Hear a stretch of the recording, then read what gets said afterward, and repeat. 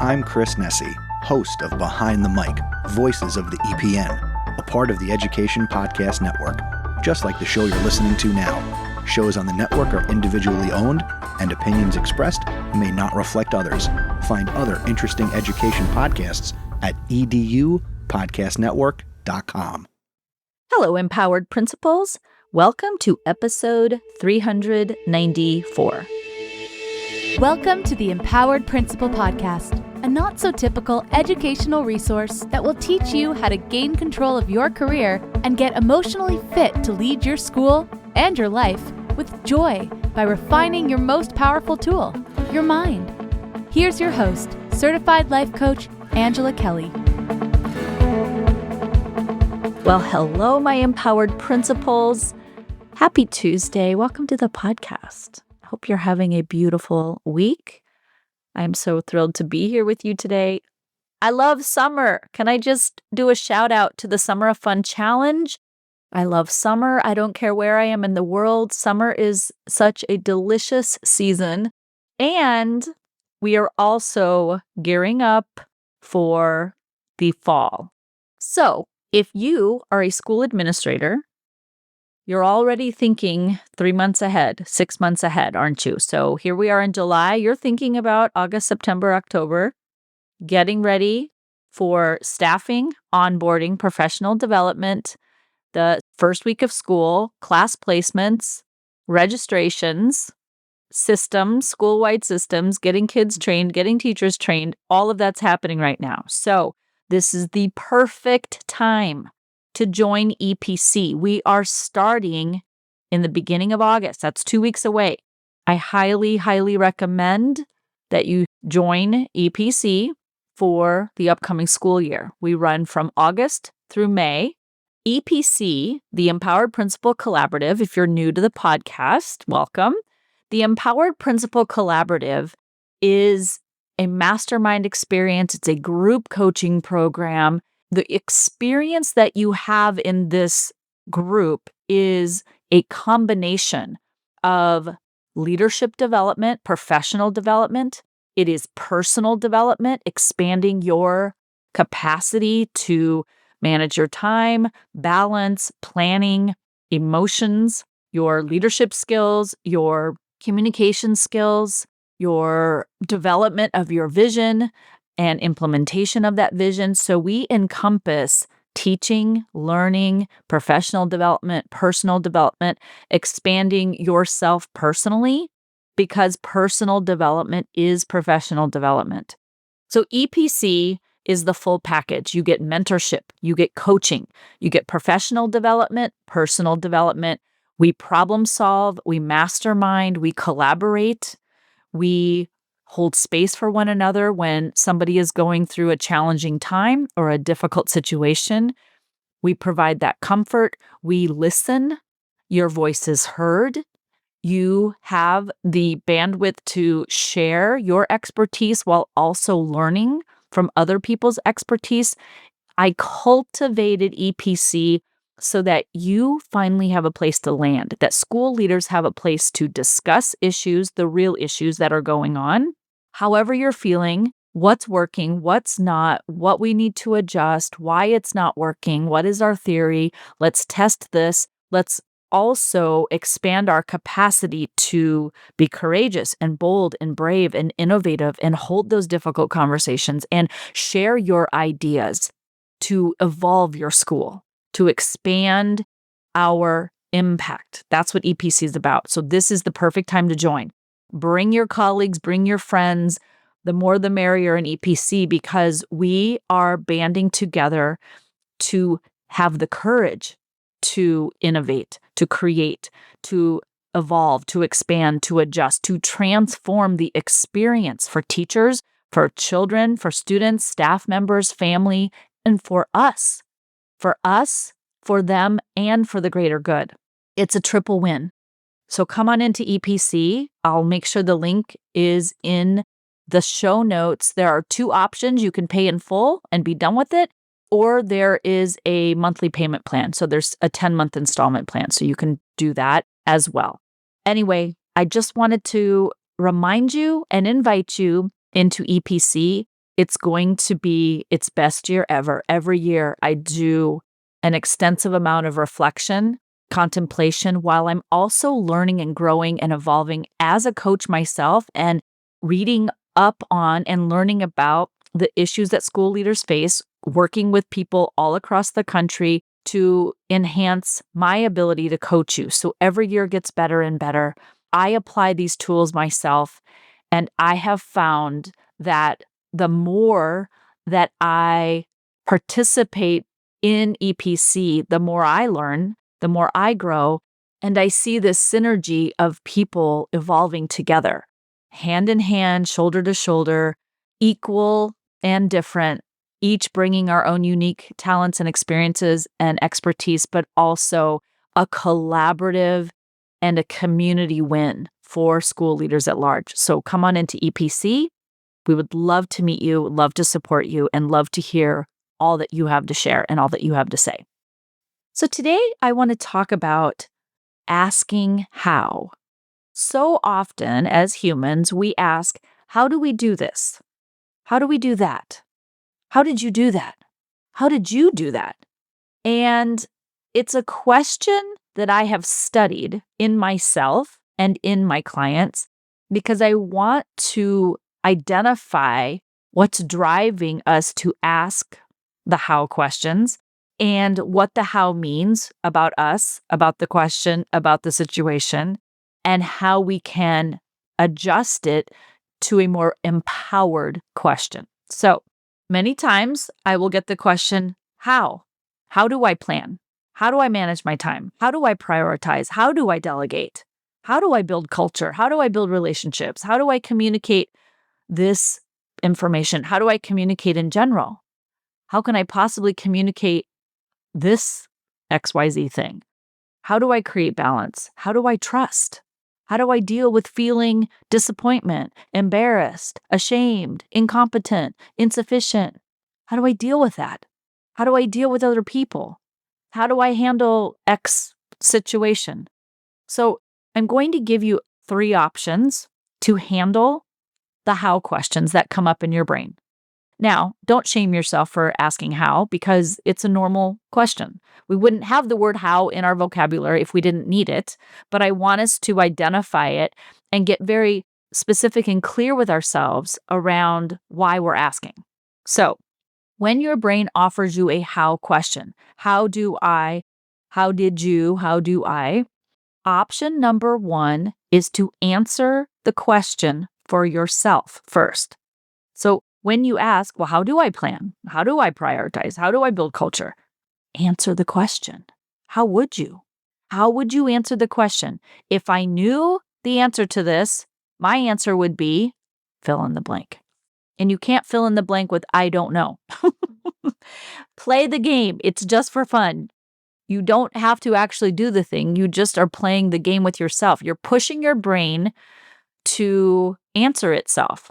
What would I do? If I were the expert and I knew how to plan, how would I plan? If I was an expert at building culture, how would I build it? If I was really good at communicating, what do I think would be the best way to communicate? How would I create balance? What does balance even mean for me? How do I trust? How do you trust? When are times that you trust? When do you find it easy to trust? How do I deal with these feelings? How have you been dealing with the feelings? And here's the thing, you might write down all that you currently know. You might tap into a source within you that has expertise that you didn't even think of or that you did not tap into until this moment. So answer the question. Answer it. The wisdom is within you. You will be so surprised at what you come up with. Now, that's just option number 1. Try your ideas out, see if they work. It's going to build up your confidence because you'll notice a lot of times the reason you don't ask yourself is because of your belief. I don't know. I don't know how. I've never done that before. I've never experienced that. How could I possibly know? Notice why you're asking the how in that scenario and why you're not answering the question, okay? All right, option number 2. Shifting from how to what. So when your brain offers how do I do this? How do I do that? Shift to what. What outcome do I want to create? What outcome do I want from learning how to plan? What outcome am I creating when I prioritize? Or take any of your how questions and then ask, what outcome do I want from this? So if you're asking the question of, how do I build culture in relationships? What is the outcome regarding culture and relationships that I am trying to achieve? What do I gain when I trust? What instead of how? Because what this does is it shifts your brain into how is like the actions I take. What actions do I take to create this outcome? The how takes you back to what outcome am I trying to create? Not how do I create it? What is the outcome I want? And then from there, how will I know I've achieved it? What will it look and feel like if I've accomplished planning, prioritizing, time management, relationships, culture? How will I know I'm a good leader? What will it look and feel like? The answer to how is what. So identify and clarify for yourself what it is you're trying to create, and why you're asking the how is based on what you want to create, what you want to accomplish, what you want to achieve, what result you want to create for yourself. Okay? Then option 3. Option 3 is, I invite you to only apply option 3 if you've tried option 1 and you've tried option 2 and you've done both. So option 3 works best if you have tried 1 and you've tried 2 and you're still not feeling that you're coming up with the result you want. So you know what you want and you've tried some things to maximize your ideas and you've actually implemented them to see if they work. Versus, I don't know how, I just want what you have. What I see you having, I want it. How'd you do that? Okay. So option number 3 is, if you have clarified the what, the outcome that you want, and you have answered your own hows, you might decide that there's something outside of you that would help you answer those hows and clarify the whats. So you can research for the fun and sake of learning and expanding yourselves. Like, for example, I might go online and observe somebody playing guitar, watching an expert play guitar, mentoring on YouTube so that I can learn to play guitar, or that I can learn to fix something around the house. There's many times. I love YouTube. YouTube is a platform for me to know what I want. I want to fix this outlet. How do I do that? I don't know. And it would be dangerous to tinker around and figure it out. So I'm going to go ask an expert and I'm going to learn from them. But I'm going to learn from them with the intention of expanding my capacity, my skill set, my knowledge base. So it's still coming back to me, being responsible and taking ownership of my transformation, my expansion. Okay? So you can go out, research, learn, and then carefully give it a try, especially if it comes to anything with electricity. Was probably a bad example, but it's true. And you want to give it a try and see what works. Now, when it comes to your physical, mental, or emotional well-being, if there's something that is actually really dangerous or potentially traumatizing or painful, get an expert. That's when you hire someone and say, I don't need to know the how. I don't want to know the how. I want to pay you to do the how and the what. Here's what I want. I want you to do the how. That's okay too, guys. But for the sake of this argument, we're talking about when we're asking people, how do I create this result for myself? I see you have the result. How did you do it? Or how do I do it? Now, I want you to think about this. Why are we asking the how? One, it's we don't believe we know how, that we don't know how. Somebody else knows how, but we don't know how. So option 1 covers this. We think we don't know how, but we haven't dug in deep. Do we actually not know how, or are we trying to surpass the exercise of digging in deep and wondering and seeing and exploring what we do know? Okay? So if you think, well, I just don't know how, I don't know how. Option 1 will cover that. Explore what you do know. The second thing we think is we're not sure of the outcome we're trying to create. So option 2 covers this. You're like, wait a minute, what am I actually trying to do here? clarify that first before you ask the how. Sometimes we're not even sure what we want. So we'll ask somebody, well, how do you do that? And they'll say, what is it exactly you're trying to do? And then we say, I don't know. I'm not actually sure. Number one, get clarity on what you are trying to create or what outcome you want to accomplish. And then number two, explore how you think that might happen. So options 1 and 2 cover the lack of belief in ourselves or the lack of clarity of what we want. And then option 3 is when we know what we want, we've clarified, and we've tried a couple of things here or there, and we say to ourselves, but I've already tried everything. Everything that I know, I've tried. Well, have we really tried everything we know? Have we given it enough time? You have to discern that for yourself. But option 3, when you go out into the world and research, let me learn, let me explore.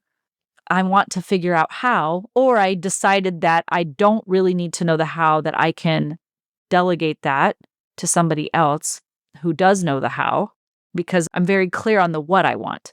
So when you delegate or when you hire somebody, you have to know very clearly, here's what I want. I'm actually dealing with this right now. We've got a couple of contractors, like tree trimmers coming out to the acreage where I live, and we have to be able to tell them exactly what we want. There's hundreds of trees.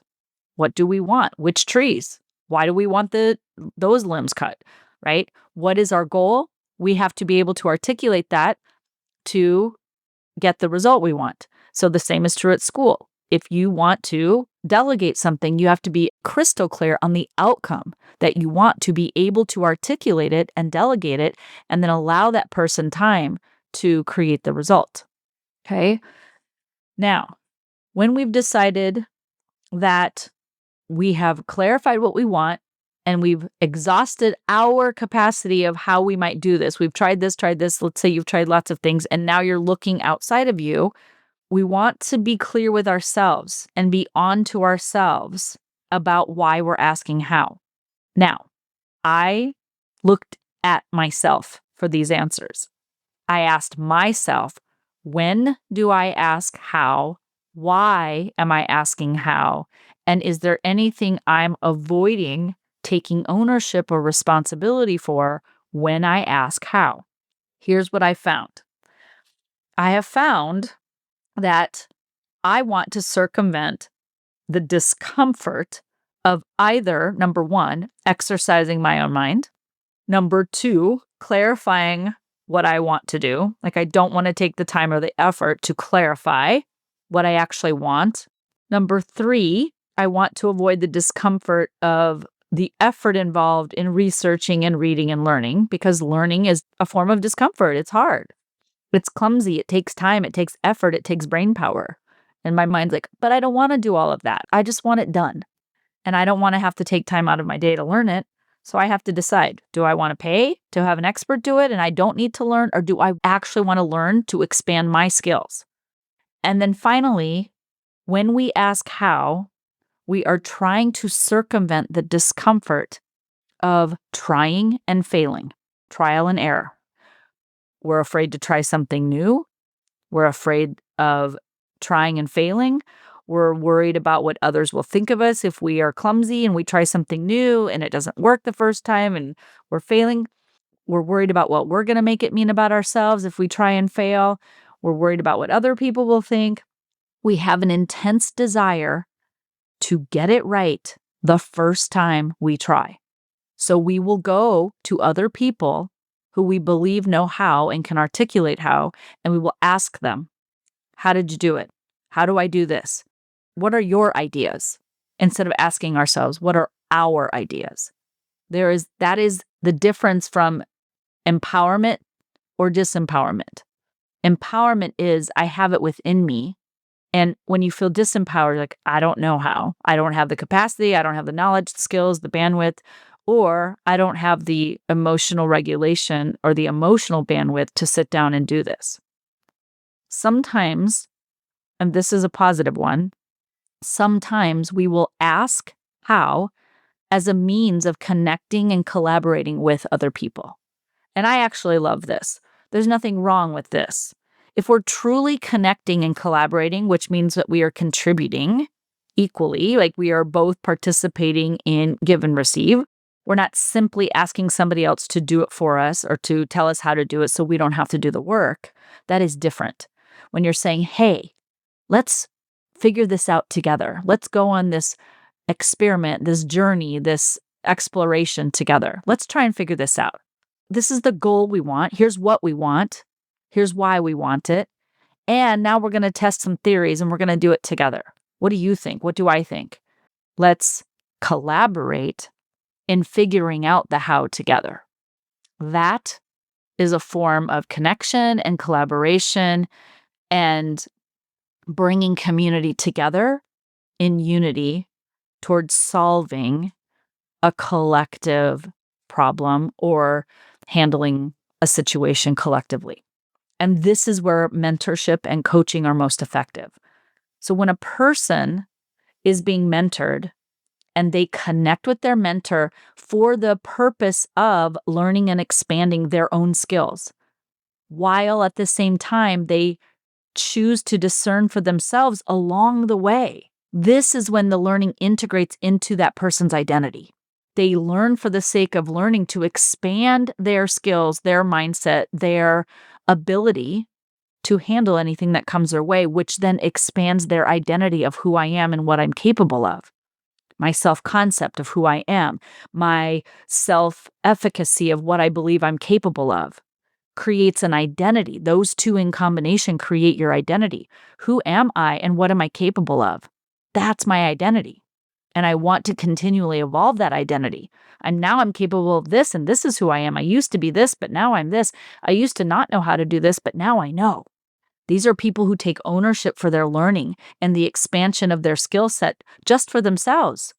And they might study with another person and invite them along the journey or seek out their expertise to expand their own expertise. While conversely, there are people who look for mentorship and they see that mentor as the expert. They put the mentor on a pedestal and they see themselves as a person who's the student, who's the neophyte, the person who doesn't really know anything, and you're just there to guide them. And they look up to the mentor. Tell me what to do. Tell me how to do it. But that person doesn't expand their identity. They don't expand their belief in themselves that they now know how to do it and that they can apply decisions and actions and skills and self-regulation into their lives and into their careers. And you've probably experienced this with students. There are students who identify as a learner and they use teaching, they use school as mentorship for themselves to expand their identity as a student. You've seen teachers. There's teachers who take it upon themselves to learn. They might ask and collaborate. They might ask how, but they do it from a place of wanting to expand themselves versus being spoon-fed. Just tell me how. Just tell me how to do it. You tell me how. You solve this for me. That doesn't give people empowerment. They're just saying, just tell me what to do and I'll do it. But it doesn't expand their skills, their minds. It doesn't evolve their identity. Can you see the difference? I see this in coaching all the time. There are clients who hire me to just tell them how to do the job. But then that makes me responsible for their success or their failures. And then I have clients who come to learn and apply the coaching in the way that works for them. They use self-discernment to identify what they want, why they want it, and how they want to evolve themselves and apply their coaching and customize it and customize the concepts that I teach them to fit into who they are and the outcomes they want to create for themselves and their school. And I've seen it as a client in other programs where there's people who want to be spoon-fed the answers and have the mentor or the coach or the expert do the work for them. And in that case, like when you have somebody who's skilled, like a skilled laborer who's coming in to work on electronics or plumbing or tree trimming or, you might have construction going on at your school. There are people that you just pay to be experts. They're not mentoring you. You're not learning how to put in new carpet or to replumb the school or to add whatever, new electronics or put in smart boards. You're not there for the installation and maintenance. That's not the skill sets that you're choosing to evolve yourself in. You could do it if you wanted to, but most likely you're trying to expand your leadership capacity. That's what EPC does. We expand your leadership capacity, not because you don't know how, but we help you trust yourself and tap into the part of you that does know how. We empower you. And then I teach you how to empower your staff and empower your students. Because in full transparency, I see aspects of our school system, our current system, that hinder empowerment, that actually discourage empowerment. They want teachers to just be told what to do and do it our way. And we want kids to we want to be able to just tell them, do it this way. Just do it this way. Don't question, don't ask, just do it, right? That's not the kind of adult we want out in the world. We want somebody who's empowered.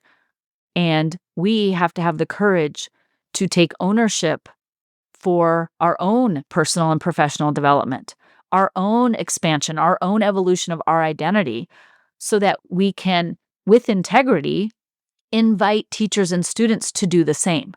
Instead of us being up on a pedestal where we are responsible for solving all of the problems, we empower others to take ownership of figuring out the what they want to create and how they want to create it in their own approach. And then letting go of the insistence that they do it our way. It feels very scary to empower people because we're afraid that they'll do it their own way. But isn't what we want the result? Isn't what we want the outcomes versus the how? So it's an area worth exploring, and we're going to be exploring this concept in depth in EPC this coming year. I really want to push the boundaries of our thinking, the boundaries of the limitations and rules and expectations that have been placed upon schools. If we want to evolve student outcomes, if we want to expand and we want to increase student outcomes, we have to understand what we want, why we want them, and explore other hows, because the hows that we've been told aren't working for all kids. It's not working for us, it's not working for them, staff or students, and it's definitely not working for the greater good. So we are going to push the boundaries and really explore this concept of how. Reflect on the times that you've asked how and explore your intentions behind those how questions.